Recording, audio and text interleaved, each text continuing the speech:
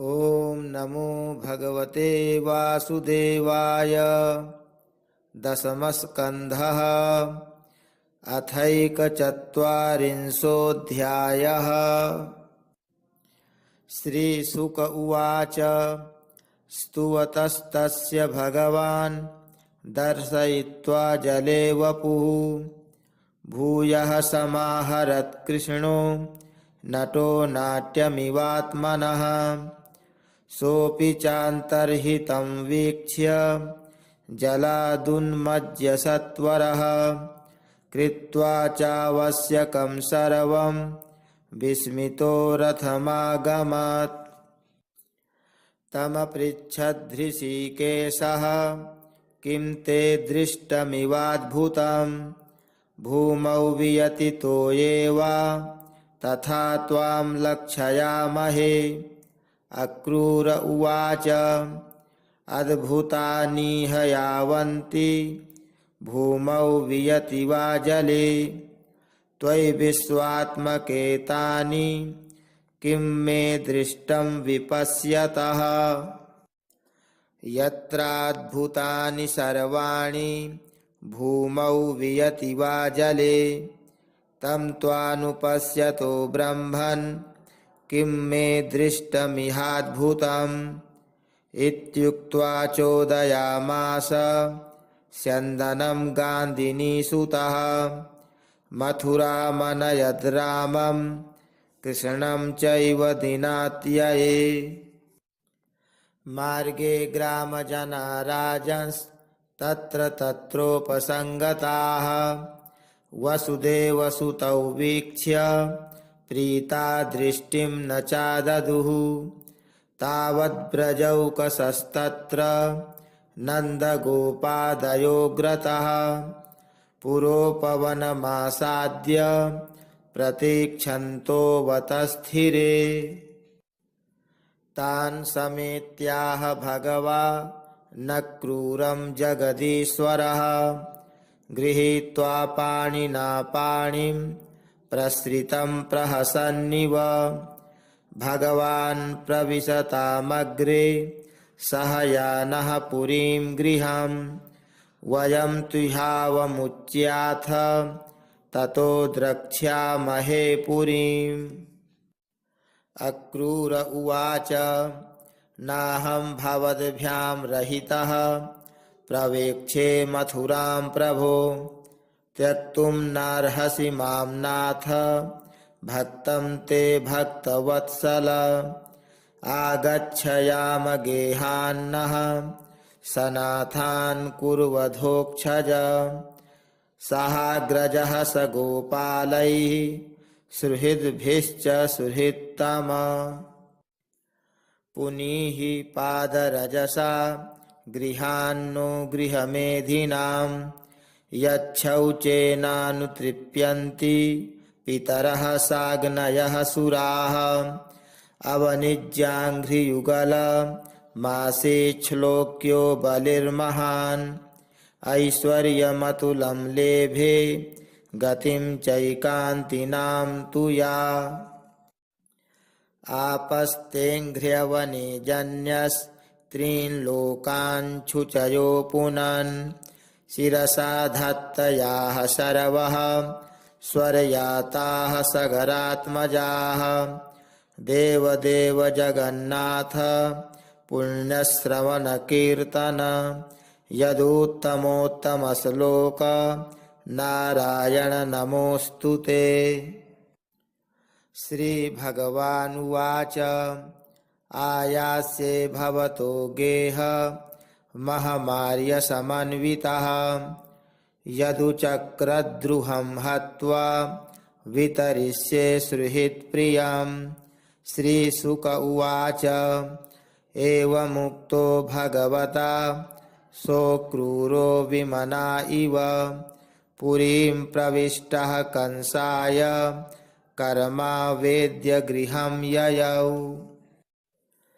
अथापराह्णे भगवान् कृष्णः सङ्कर्षणान्वितः मथुरां प्राविशद्गोपैर्दिदृक्षुः परिवारितः।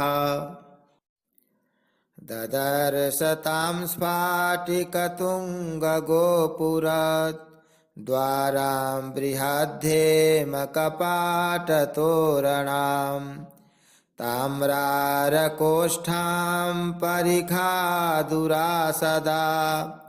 मुद्यानरम्योपवनोपशोभिताम् सौवर्णशृङ्गाटकहर्म्यनिष्कुटैः श्रेणीसभाभिर्भवनैरुपस्कृताम् वैदूर्यवज्रामलनीलविद्रुमैर्मुक्ता हरिद्भिर्वलभिषु वेदिषु जुष्टेषु जालामुखरन्ध्रकुटिमे स्वाविष्टपारावतबर्हिनादिताम् संसिक्तरथ्यापणमार्गचत्वराम् प्रकीर्णमाल्याङ्कुरलाजतण्डुलाम्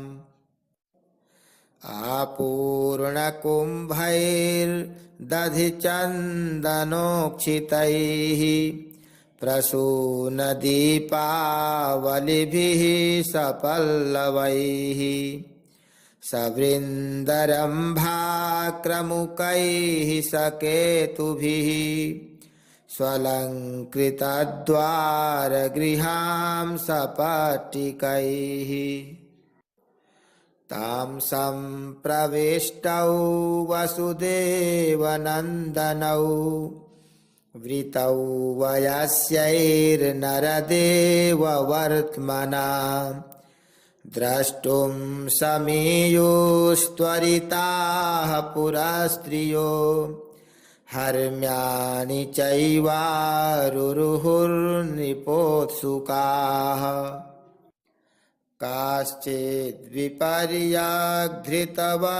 काश्चिद्विपर्याधृतवस्त्रभूषणा विस्मृत्य चैकं युगले स्वथापराः कृतैकपत्राश्रवणैकनूपुरा नाङ्क्त्वा द्वितीयं त्वपराश्च लोचनम् अश्नन्त्य एकास्तदपास्य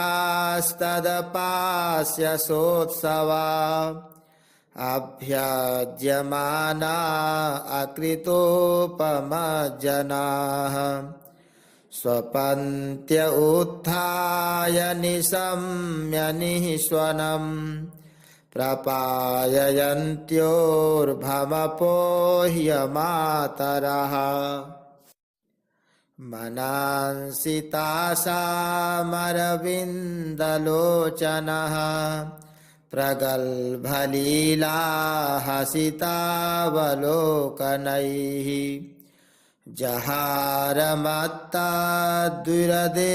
जहारमत्ताद्विरदेन्द्रविक्रमो दृशां ददच्छ्रीरमणात्मनोत्सवम् दृष्ट्वा मुहुः श्रुतमनुद्रुतचेतसस्तम्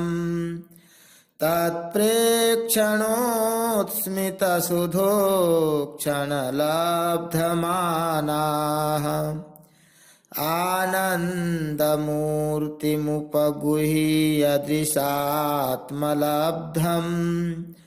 हे स्यात्त्वचो जहुरनन्तमरिन्दमाधिम् प्रासादशिखरारूढाः प्रीत्युत्फुल्लमुखाम्बुजाः अभ्यवर्षन् सौमनस्यैः प्रमदाबलकेशवौ दध्यक्षतैः सोदपात्रैः स्रग्गन्धैरभ्युपायनैः तावानर्चुः प्रमुदितास्तत्र तत्र द्विजातयः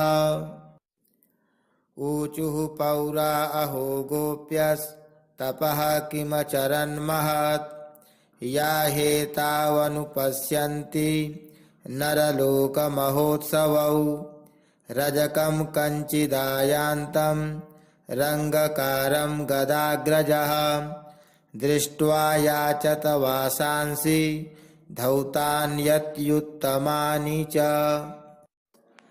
देह्यावयोः समुचिता न्यङ्गवासांसि चार्हतोः भविष्यति परं श्रेयो दातुस्ते नात्र संशयः स याचितो भगवता परिपूर्णेन सर्वतः साक्षेपं रुषितः प्राह भृत्यो राज्ञः सुदुर्मदः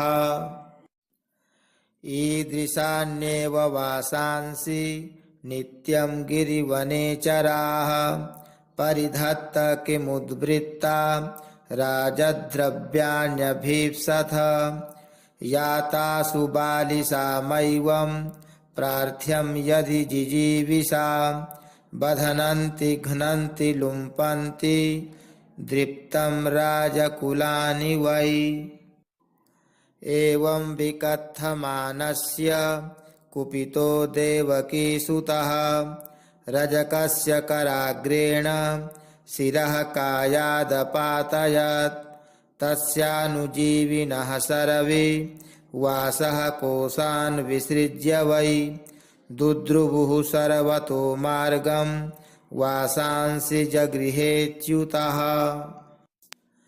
वसित्वात्मप्रिये वस्त्रे कृष्णः सङ्कर्षणस्तथा शेषार्ण्या दत्तगोपेभ्यो विसृज्य भुवि कानिचित् ततस्तु वायकः प्रीतस्तयोर्वेषमकल्पयत् विचित्रवर्णैश्चैलेयैराकल्पैरनुरूपतः नानालक्षणवेषाभ्यां कृष्णरामौ विरेजतुः स्वलङ्कृतौ बालगजौ पर्वणि वसितेतरौ तस्य प्रसन्नो भगवान् प्रादात् सारूप्यमात्मनः श्रियं च परमां लोके बलैश्वर्यस्मृतीन्द्रियम् ततः सुदाम्नो भवनं मालाकारस्य जगमतुः तौ दृष्ट्वा ससमुत्थाय ननाम शिरसा भुवि तयोरासनमानीय पाद्यं चार्घ्यार्हणादिभिः पूजां चानुगयोश्चक्रे स्रक्ताम्बूलानुलेपनैः प्राह नः सार्थकं जन्म पावितं च कुलं प्रभो पितृदेवर्षयो मह्यं तुष्टा ह्यागमनेन वां भवन्तौ किल विश्वस्य जगतः कारणं परम् अवतीर्णा विहांसेन क्षेमाय च भवाय च न हि वां विषमा दृष्टिः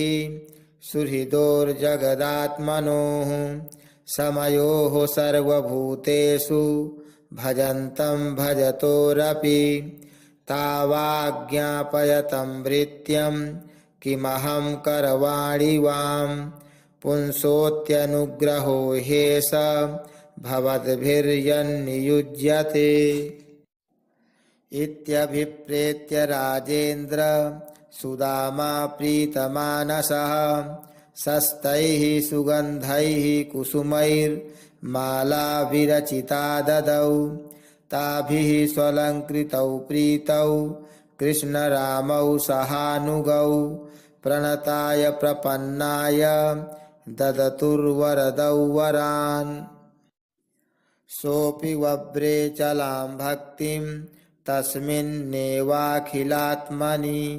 तद्भक्तेषु च सौहार्दं भूतेषु च दयां पराम् इति तस्मै वरं दत्त्वा श्रियं चान्वयवर्धिनीं बलमायुर्यशः कान्तिं निर्जगाम सहाग्रजः। ओम जय जय श्रीमद्भागवते महापुराणे पारमहंस्यां संहितायां दशमस्कन्धे पूर्वार्धे पुरप्रवेशो नामैकचत्वारिंशोऽध्यायः। श्रीकृष्णार्पणमस्तु।